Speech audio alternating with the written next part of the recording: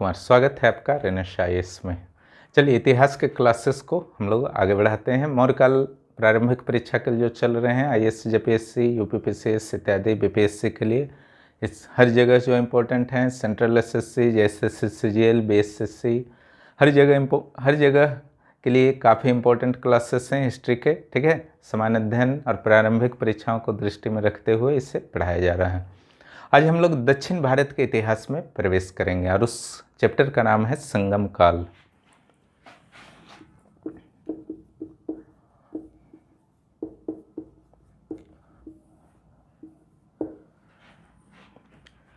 संगम काल में विशेष रूप से जो है चोल, चेर और पांड्य राजाओं के बारे में विवरण दिया गया है। तो यहाँ से जो है आपके प्रश्न 1-2 आ ही जाया करते हैं कभी कभी। ठीक है, अन्यथा एक क्वेश्चन तो लगभग, अगर 10-15 क्वेश्चन हिस्ट्री का है तो एक क्वेश्चन तो साउथ इंडिया में चोल, चेर, पांड्य से रहा ही करता है। ठीक है, चाहे प्राचीन चोल, चेर, पांड्य से रहे, आधुनिक चोल से रहे। क्लियर। तो यहाँ पर जो आपका पहले पढ़ना है कि इनका स्रोत क्या है जानकारी का। तो अशोक का अभिलेख स्रोत है। ठीक है, खारवेल का हाथी गुम्फा, खारवेल उड़ीसा का चेदी वंश का शासक था। हाथी गुम्फा अभिलेख। अशोक का विशेष रूप से सेकेंड बृहद शिलालेख। ठीक है, उसमें विवरण है चोलपुत्र, केरलपुत्र, सतीपुत्र। ठीक है, वही सब है। चोल, चेर, पांड्य, श्रीलंका वगैरह का विवरण जो है उसी में है। ठीक है, कब्र, कच्छ, बड़े बड़े कच्छ में कब्र थे। कच्छाकार, कच्छ विहीन।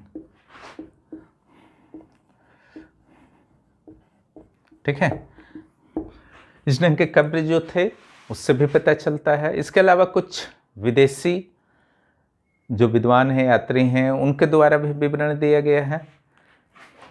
विदेशियों में जो है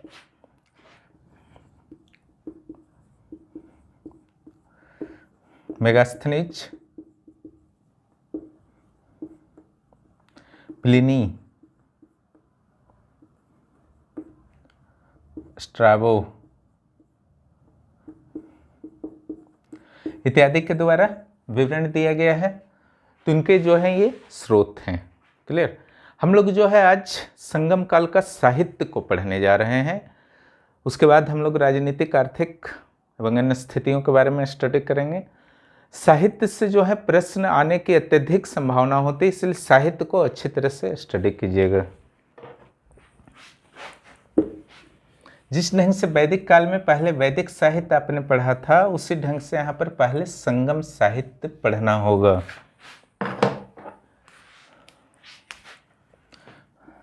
संगम साहित्य।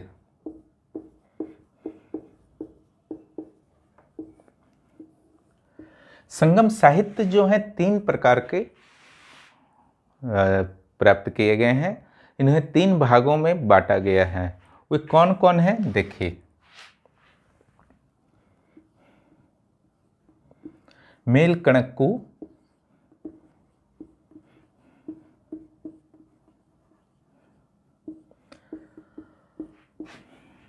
कीलकणक्कु। नाम थोड़ा टफ है, ठीक है, लेकिन मैं अच्छी तरह से समझा दूंगा, याद हो जाएगा। महाकाव्य।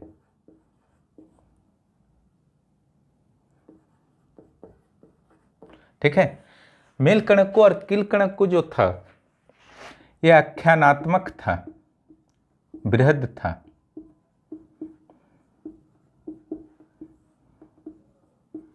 अठारह बृहद ग्रंथ इसमें आएंगे।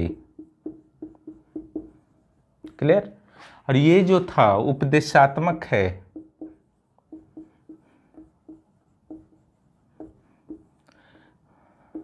इसमें 18 लघु ग्रंथ आते हैं। महाकाव्य के बारे में बाद में हम लोग बात करते हैं। ये आर्य प्रभाव इस पर नहीं था, यानी कि उत्तर भारत का। आर्य प्रभाव इस पर नहीं था, इस पर आर्य प्रभाव था आंशिक।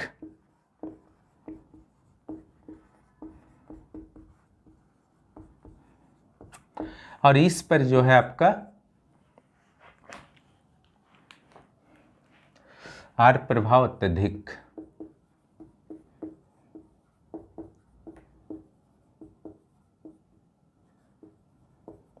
क्लियर?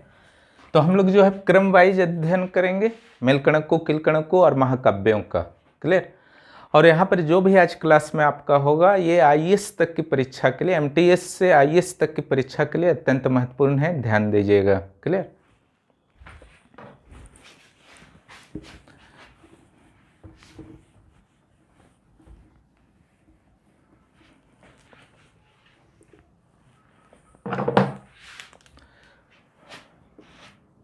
मेलकणकों ये क्या था? ख्यात्मक था, 18 बृहद ग्रंथ। इसकी चर्चा जो मेलकणकों साहित्यों की चर्चा जो आई है, पहला साहित्य जो था मेलकणकों सीरीज का, ठीक है, उसको कहा गया है, नाम थोड़ा टफ है, जो पहले पढ़े हैं कोई बात नहीं है, जो नहीं पढ़े हैं ध्यान दीजिएगा। उरई नार अगप्पो रोलम,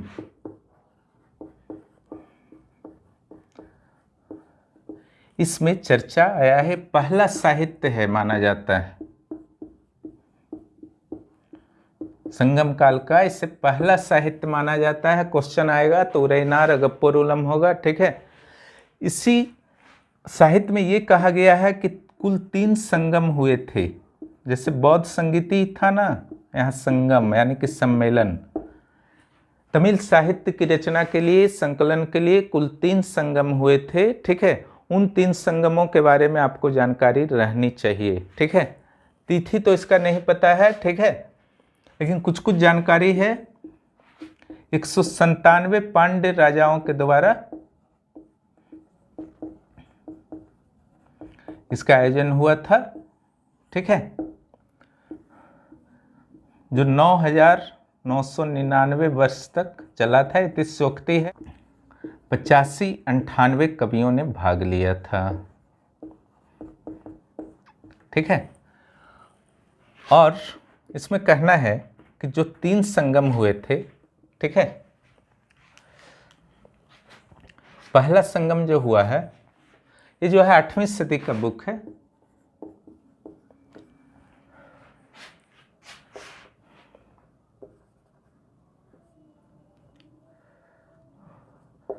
तेन मदुरै में हुआ, तेन मदुरै। दूसरा जो हुआ कपाटपुरम में, इसको वक्तापुरम भी बोलते हैं कपाटपुरम को। और तीसरा जो हुआ मदुरै में हुआ। सब मदुरै के आसपास से तीनों शहर हैं, कहा जाता है तीनों मदुरै के आसपास से हैं, कंफ्यूज होने का नहीं जरूरत है इसमें। मेलकणकों के बारे में हम लोग बात कर रहे हैं। यहाँ जो अध्यक्ष हैं अगस्त्य, अध्यक्ष कौन बने? अगस्त्य। पुस्तक कौन सा संकलन हुआ? कुछ जानकारी नहीं है, ठीक है। यहाँ जो अध्यक्ष बने अगस्त्य ऋषि, अगस्त्य का नाम सुने होंगे, प्लस तुलक्कापियर।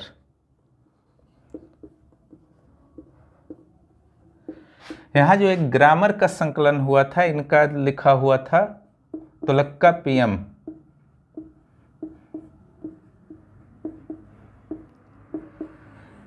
म जो अंत में है वो ग्रामर है, और र जो अंत में है वो नाम है कवि का, ठीक है, ये ध्यान रखिएगा।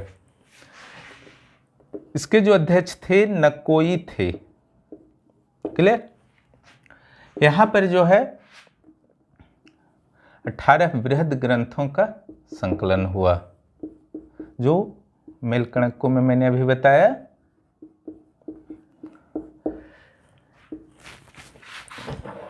इसको जो है याद कर लीजिएगा, तेन मदुरै, कपाटपुरम, मदुरै, अगस्त्य, अगस्त्य प्लस तुलक्कापियर और नकोई अध्यक्ष थे, ठीक है। अगस्त को ही पहला श्रेय जाता है कि दक्षिण भारत में उन्होंने आर्य संस्कृति का प्रसार किया। हालांकि साहित्य पर आर्यों का प्रभाव उस समय तक नहीं हो पाया था, और मैंने बताया भी था वैदिक काल जब पढ़ा रहे थे, ठीक है, कि 8वां गोत्र जो है अगस्त के नाम पर दिया गया दक्षिण भारतीय आर्यों के लिए, आर्य का प्रभाव को जो स्वीकार किए थे उनके लिए।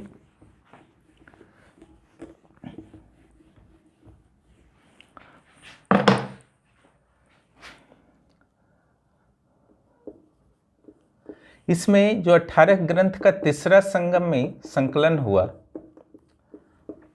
उसमें 8 जो था गीत था, समझ गए ना। इसको कहा गया एट्टू तो गोई। इस संकलन को क्या कहा गया? एट्टू तो गोई, ठीक है। इसमें 8 जो पद हैं उसमें 2 का नाम याद रखिएगा, अहनामुरु, पुरनामुरु। क्लियर? ये दोनों इसलिए याद रखना है क्योंकि इसमें मौर्यों के बारे में जानकारी मिलती है, साउथ में उनके विस्तार के बारे में जानकारी मिलती है। जब मुख्य परीक्षा में बताया जाएगा कि जो मौर्यों का विस्तार आप पढ़ेंगे तो इसका जिक्र आएगा, अहनामुरु, पुरनामुरु। ये वास्तव में एट्टुतुगोई का ही पार्ट है। उसके अलावा जो है एट्टुतुगोई के अलावा पत्रु पाट्टू, क्लियर? ये 10 गीतों का संकलन है, ग्राम्य गीतों का।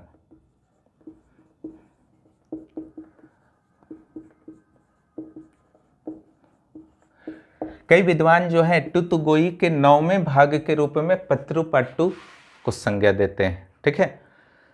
तो ये तो आपका हुआ जो मेलकणक्कु का ग्रंथ का टाइप्स था, ठीक है। इसका विभाजन किस ढंग से और किया गया है उसको ध्यान दीजिए। इसमें इसके विषयों का विभाजन, इसमें क्या क्या 18 ग्रंथ में थे मेलकणक्कु में, उसके बारे में जानिए। ये भी मेलकणक्कु का ही पार्ट होगा।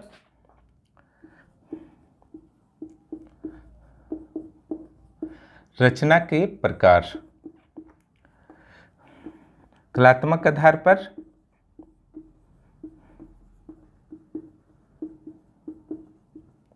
क्षेत्र के आधार पर।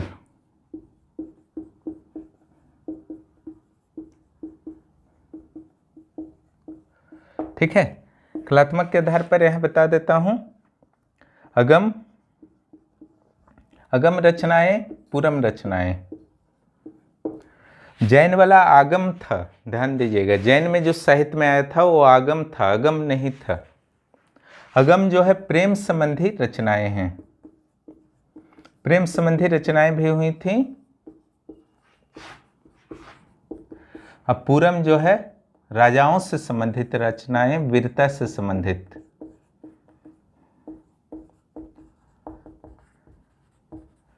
क्लियर? अब आते हैं क्षेत्र के आधार पर। क्षेत्र के आधार पर काफी इंपॉर्टेंट है।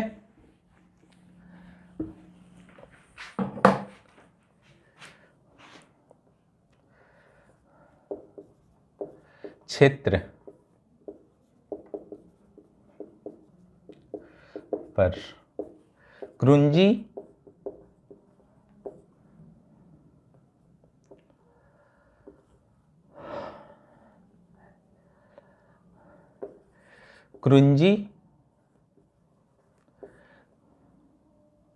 पल्लय,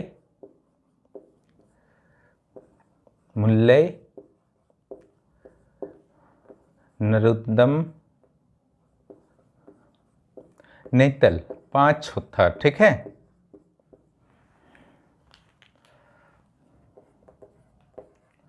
चार, 5। ये क्या था? कुरुंजी का अर्थ जो था पर्वत से संबंधित रचनाएं। ये जो था निर्जन स्थल, ये था जंगल,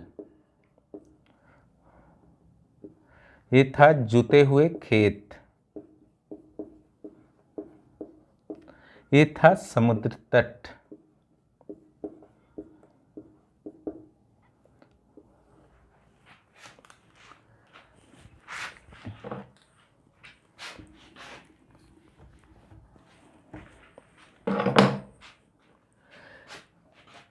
इसके देवता कौन थे? इसके देवता जो थे मुरुगन, शिव,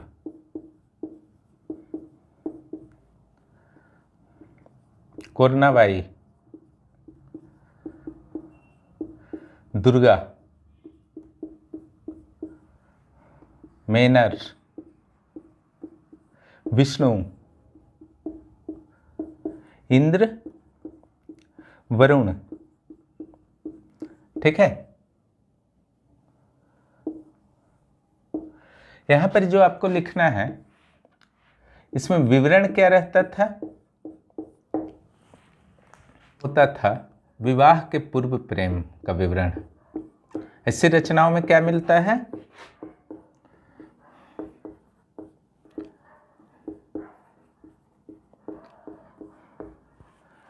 और जो पल्ले था, कुरुंजी के बाद जो पल्ले था, इसमें दीर्घकालीन विरह को दिखाया जाता था। प्रेमियों के दीर्घकालीन विरह, लंबा विरह, एक दूसरे से दूर रहना। और जो मुल्ले था, ये प्रेमियों के अल्पकालीन विरह से संबंधित रचनाएं इसमें थीं। और ये जो था आपका नरोत्तम, विवाह के बाद प्रेम का विवरण था। ठीक है, और जो नेतल था, युद्ध के संदर्भ में विवरण आता था। मत्स्यजीवी जो मछुआरे होते हैं, ठीक है, उनकी पत्नियों के विरह को ये बताता है।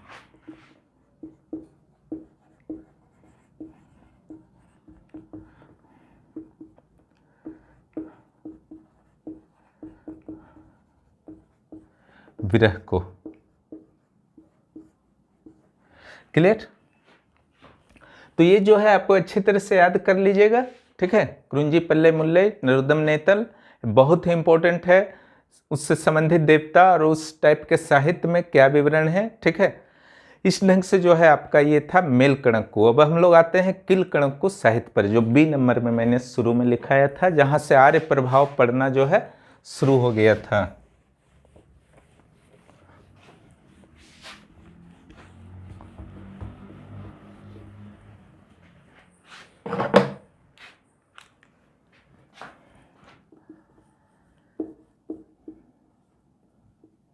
कणक्कु,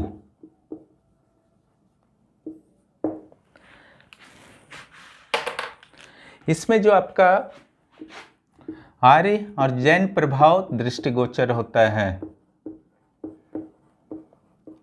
ये जो थे 18 लघु ग्रंथ थे, उपदेशात्मक थे। ठीक है, इससे पहले ही लिखा चुका हूं।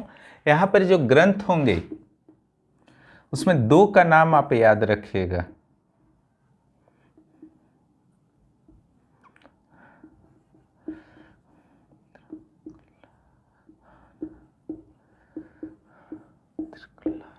तिरुकुल्लार, ठीक है, दूसरा जो है नलदियार। तिरुकुल्लार जो है आपका, इसको तमिल का बाइबिल कहा जाता है, बहुत इंपॉर्टेंट है। ये किल कणक्कु के अंतर्गत आता है और तमिल का बाइबिल क्या होगा? तिरुकुल्लार।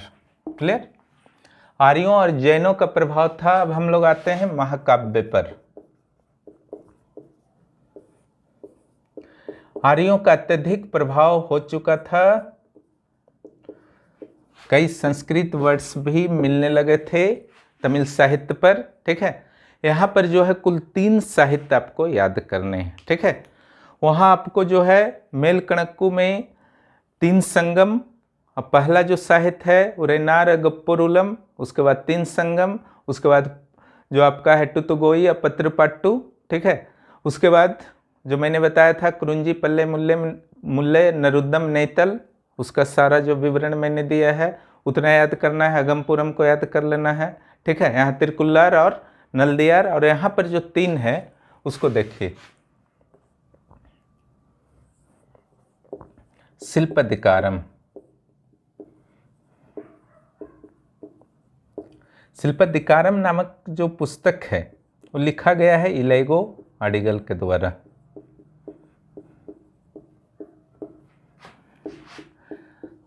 एक करिकाल जो प्रसिद्ध राजा था उसका पौत्र था, पौत्र माने पोता था, ठीक है। इसमें जो विवरण है माधवी, कोवलन और कनग्गी, कोवलन और कनग्गी पति पत्नी थे, कोवलन कनग्गी की दुर्भाग्यपूर्ण प्रेम कथा है दोनों की, ठीक है। इसमें श्रीलंका के राजा राजबाहु का भी विवरण दिया गया है। जो कोवलन और कनग्गी के लिए चेर राजा एक थे, सेंगटुटुवन,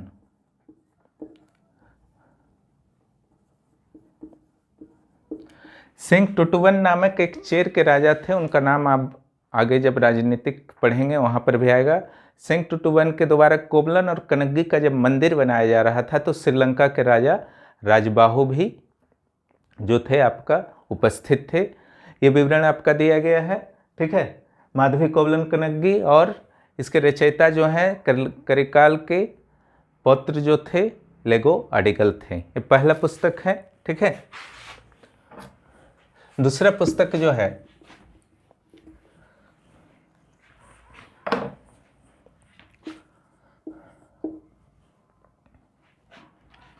मणिमेखले।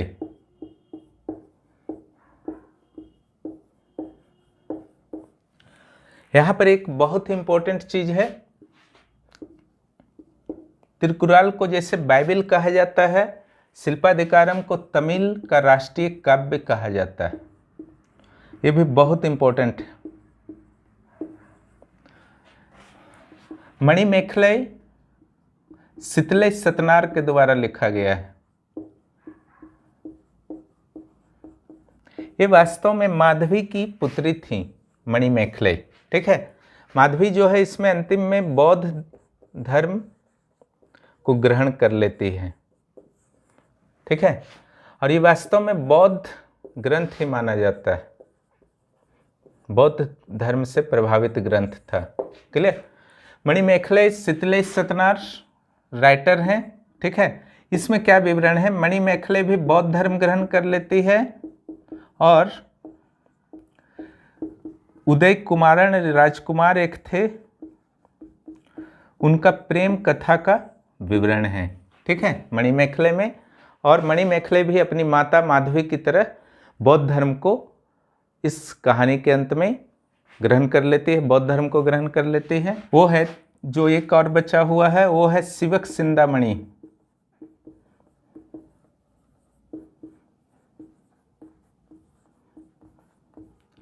ठीक है। ये जैन ग्रंथ है। इसके राइटर जो हैं तिरुत्कदेवर, तिरुत्कदेवर, ठीक है। इसमें तीवर जो आपका है शिवक, सॉरी तीवर तो अशोक का बेटा था, शिवक नाम का एक योद्धा है, वो अंत में जैन धर्म ग्रहण कर लेता है। ये प्रश्न आ सकता है, ठीक है। तो पुस्तक जो आपका हुआ शिल्पाधिकारम राष्ट्रीय काव्य, इलैगो अडिगल, राइटर माधवी, कोवलन कनग्गी, राजबाहु, सेंगटुटुवन, श्रीलंका का राजा ये था। बौद्ध धर्म माधवी ग्रहण कर लेती है, बौद्ध धर्म से प्रभावित ग्रंथ है। मणिमेखले भी बौद्ध धर्म से प्रभावित है। मणिमेखले जो माधवी की पुत्री थी, ठीक है। और उदय कुमारन के साथ मणिमेखले का इसमें प्रेम संबंध पर चर्चा किया गया है। सितले सतनार इसके राइटर हैं। और जो अंतिम पुस्तक है शिवक सिंदामणि, इसके राइटर जो हैं तिरुत्कदेवर हैं। और शिवक नाम का योद्धा जो है इसमें जैन धर्म ग्रहण कर लेता है। तो इस ढंग से इतिहास के क्लासेस जो हैं समाप्त होते हैं। संगम काल को हम लोग जो है अगले क्लास में आगे बढ़ाएंगे। और आप लोग यथाशीघ्र चैनल को सब्सक्राइब कीजिए, दोस्तों को भी प्रोत्साहित कीजिए ताकि उन्हें भी लाभ प्राप्त हो सके और हमसे